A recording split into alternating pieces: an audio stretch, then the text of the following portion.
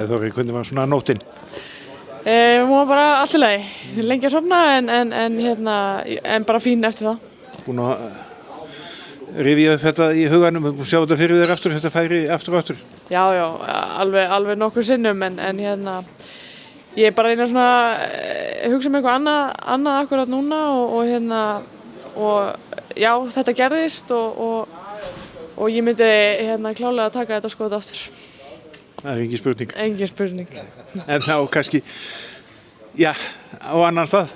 Já, auðvitað á annan stað, ja, en stundum er þetta bara svona, skilur. Það gengur stundum ekki allt upp og það er bara allt í góðu. Og þú sagði svona aðeins að nú er úrslitaleikur bara framöndan að klára þetta inn í milliriðla. Það er ekki fleiri tækifæri. Nei, það er einn leikur eftir og það verður skemmtilegt og við okkur langar líka að svara fyrir þetta og vinna Úrúgvæ.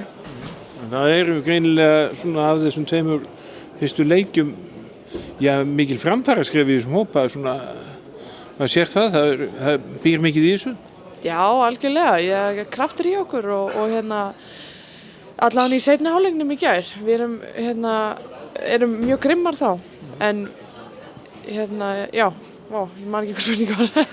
En leikurinn við Þjóðverja svona var líka á köflum mjög góður? Já, á köflum var hann mjög góður og hvað maður að segja, við komum kannski sjálfum okkur aðeins óvart sem að gaf okkur heilmikið sjálfstraust inn í Serbíuleikinn.